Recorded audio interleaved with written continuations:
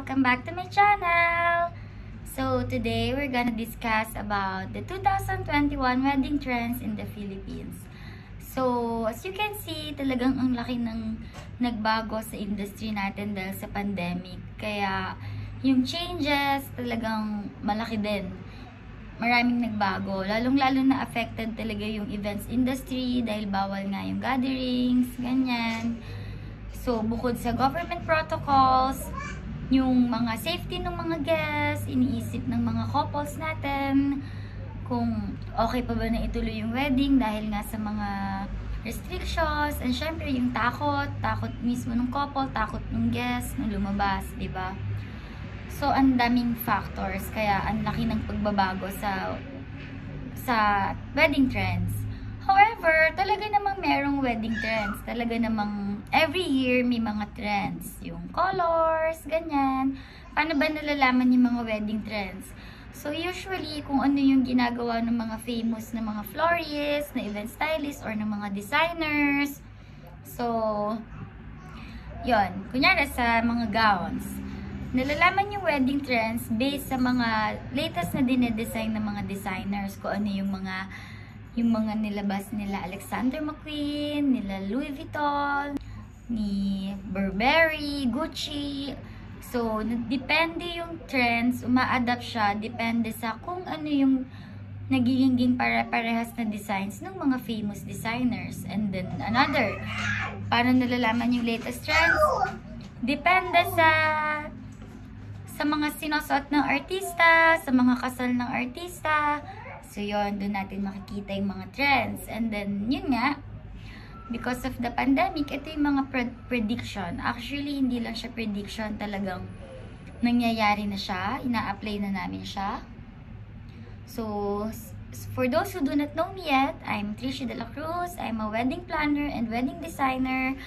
I design venues, and from time to time, I also design gowns, bridal gowns. So, ngayon, yung nagbago and napansin ko sa weddings, ang daming hindi tumuloy magpakasal, pero ang dami ding nagtitake advantage na magpakasal ngayon. Kasi, unang-una sa lahat, konti na yung bisita, so hindi masyadong magastos. So, isa yun sa dahilan kung ba't nila gustong i-push yung kasal para sa mga practical brides. Yung iba naman na talagang all out sa wedding, gumagastos ng mga millions sa kasal, nag-hesitate silang ituloy yung kasal nila kasi sayang naman daw yung gastos nila kung konti lang yung makaka-witness ng weddings. Say for example, talagang yung dream wedding nila is grand wedding na puro ceiling treatment with many chandeliers. Iba kasi talaga yung personally ma-experience mo compared sa pictures lang eh. Pero, uso na din ngayon yung intimate weddings na kahit konti lang yung bisita, grand pa din. And, before I forgot, yung intimate weddings, nauuso na siya ngayon, di ba? Dati pa lang, sa western countries, talagang ina-apply na yon. Uso na siya sa Amerika, uso na siya sa Canada, sa Europe. Uso na yung mga konti lang talaga yung bisita na kasal. So, yun yung maganda sa panahon ngayon, na uso yung intimate, mas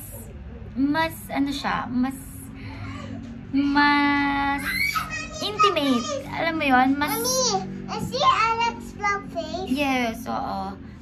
Mas touching. Yung mga visitors mo talagang malalapit sa buhay mo.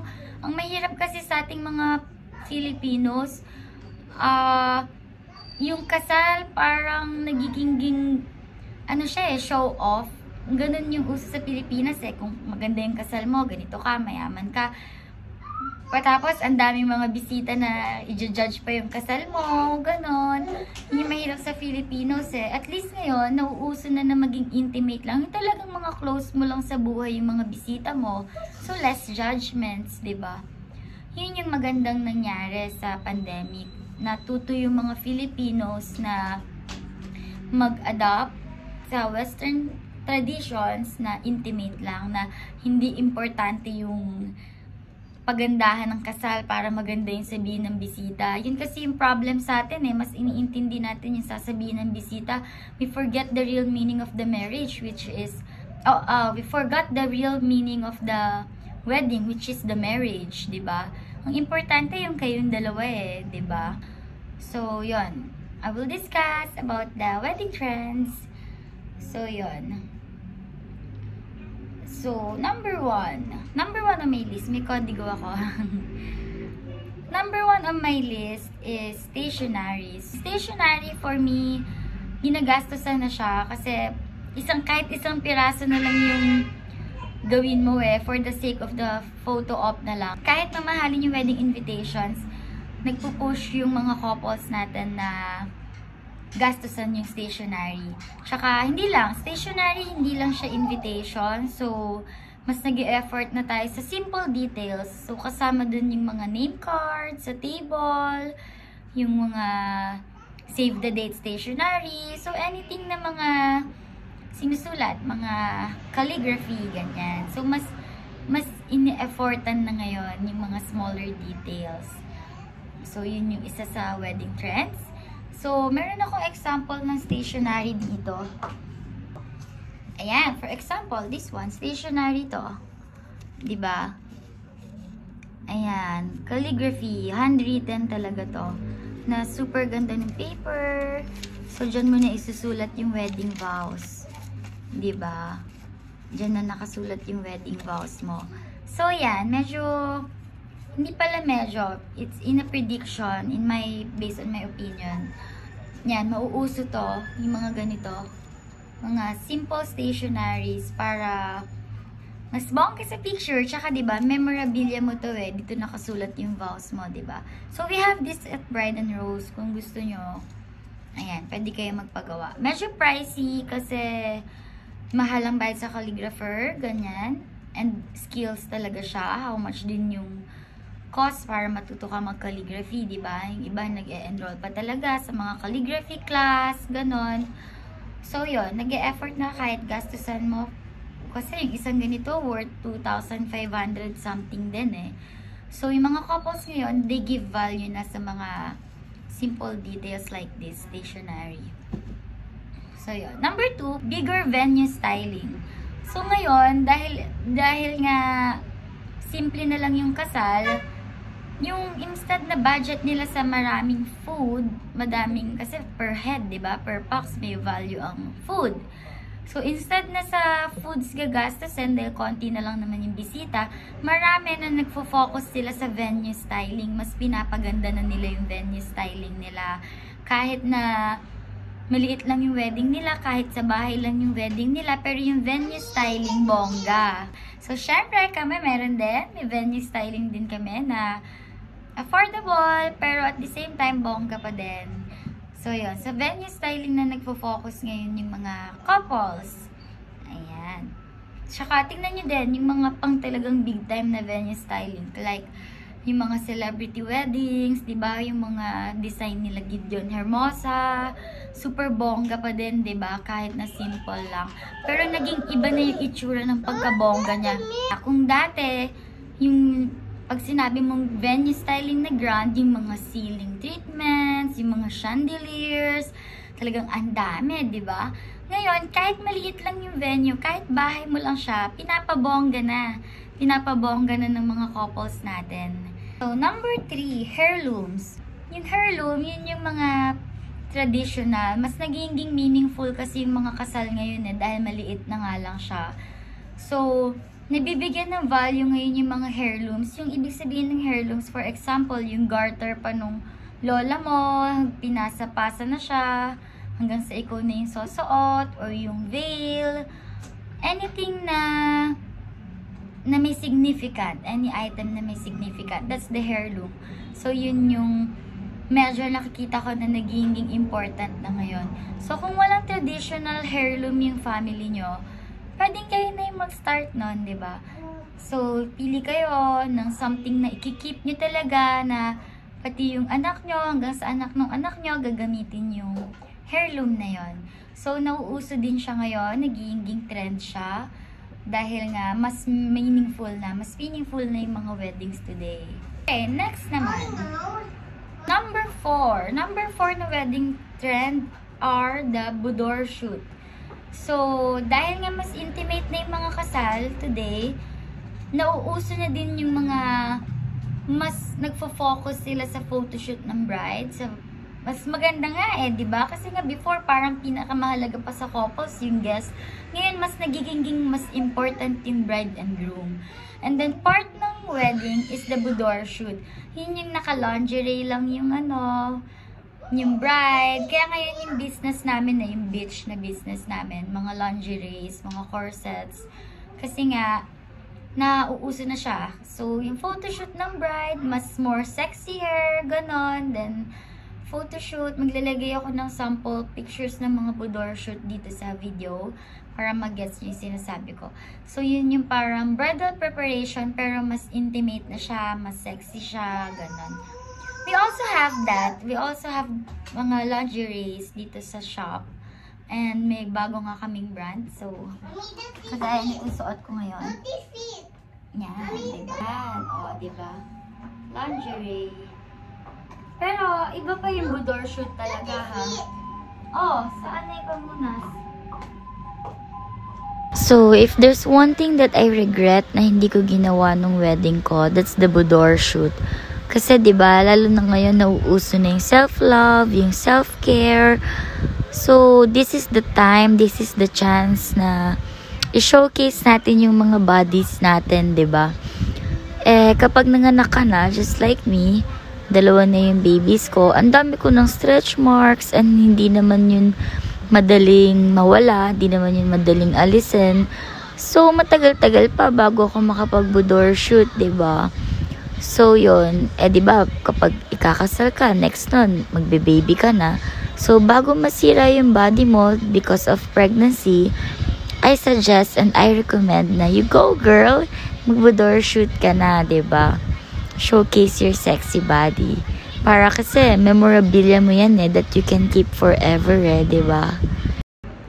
Ayan. So, ayan yung mga lingeries na product namin. Ginawa ko lang siyang casual look today.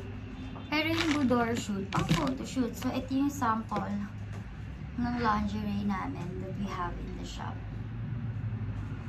Diba? Ang ganda. So, yun. Meron din kaming mga ganyan. So, yun yung isa pa sa nice thing na nagkaroon ngayon.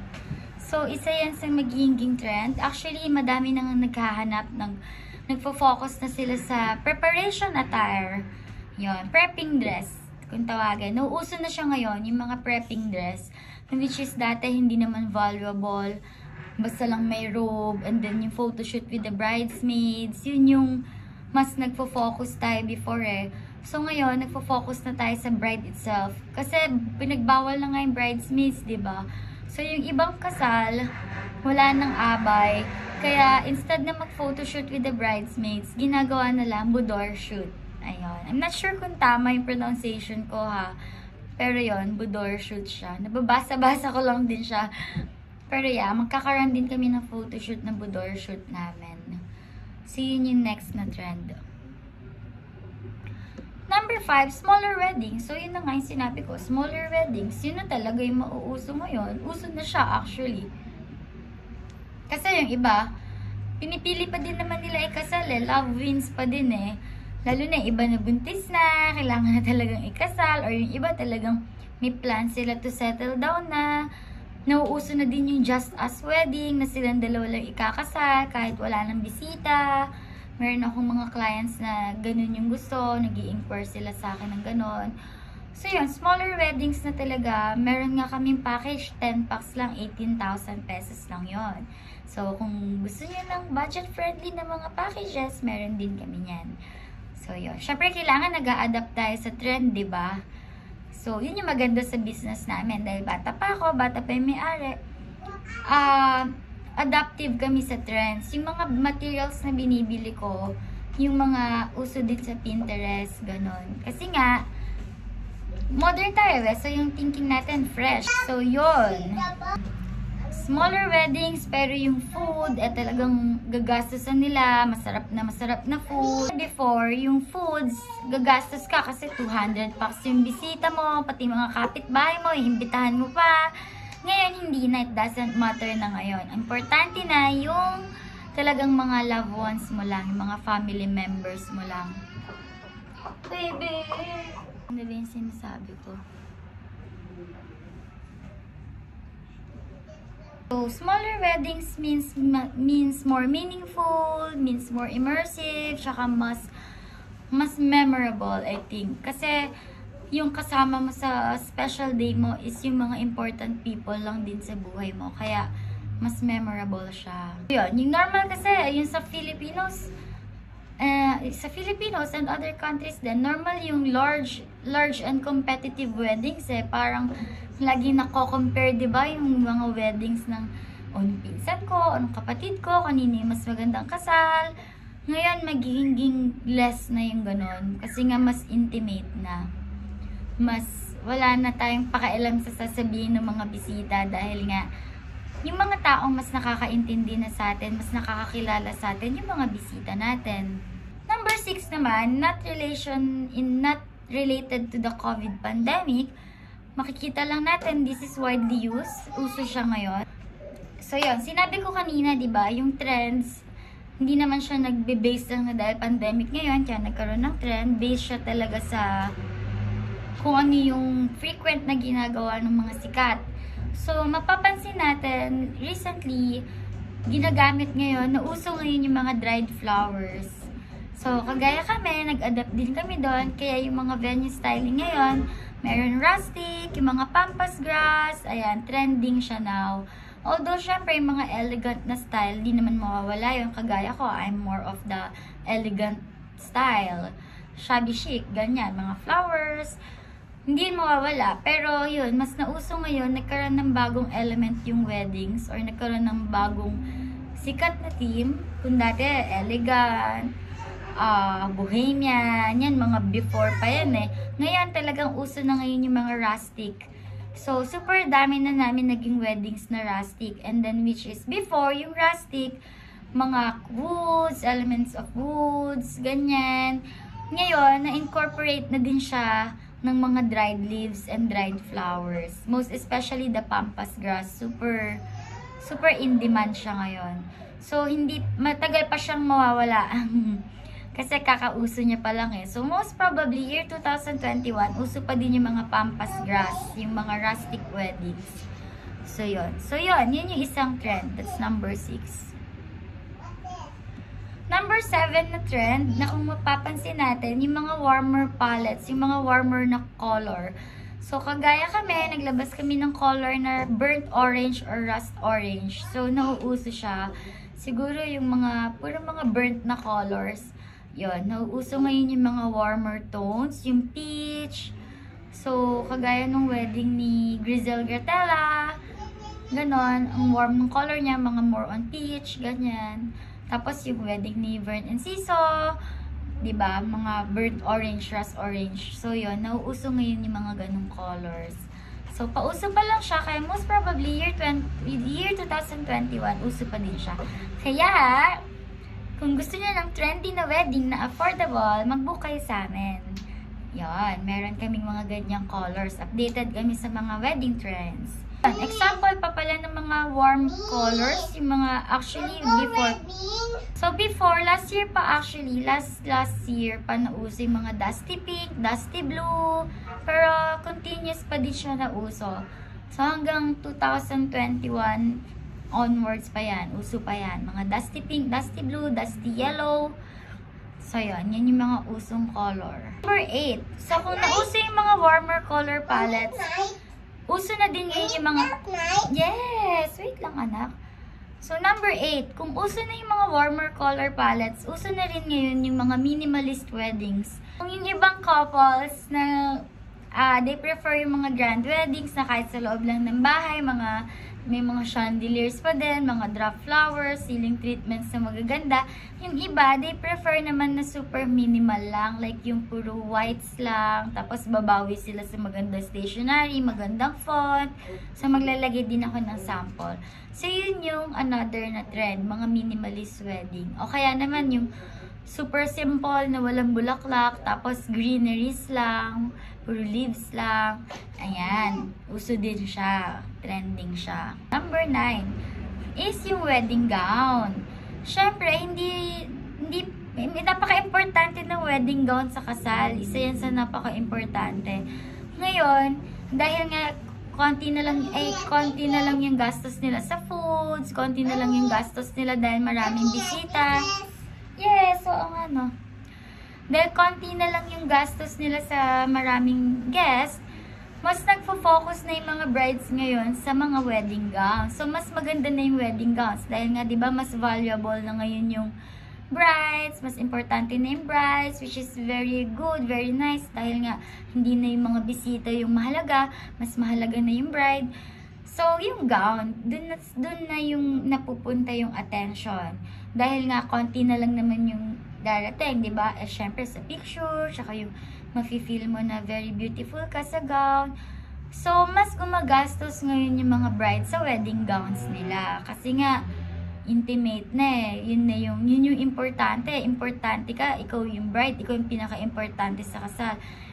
Hindi naman nagagastosan yung bridesmaids dahil wala nang bridesmaids, di ba? So, yung wedding gown na yung importante. Kaya, bumibili na sila ng mga mas mahal na wedding gown, nagpapadesign sila, ganon. Pero, yung iba naman, they prefer na din na simple. Ito yung isa na wedding trend din. Simple na wedding gowns, mga civil wedding dress. Kasi marami na din kinakasal ngayon, nasa City Hall na lang, nauuso na ngayon yun eh. Yun pala yung pang number 10. So, later yun. So, yun na, yung wedding gowns, tsaka yung mga accessories. Kung dati, basta na lang makabili ng cord and ng pillow. Ngayon, nagpapa-customize na sila. Ganyan. So, more attention na sa wedding gowns and accessories. Yung wedding veil, ganyan. Kasi nga, mas focus na din ngayon sa photoshoot eh. Yung memories ng pictures eh. Mas nag-focus na ngayon sa, yun na yung trend ngayon. Kaya syempre, yung mga mas maganda na gowns and accessories and whatsoever na pang sa sarili, yun trending ngayon. So, yung number 10, ayun nga, bigla ko lang din naisip. Number 10, yun, uso na rin yung mga city hall weddings, court weddings, which is sa ibang bansa, talagang uso na siya eh. Na pupunta ka lang sa city hall. Ang gaganda kasi ng mga city hall doon.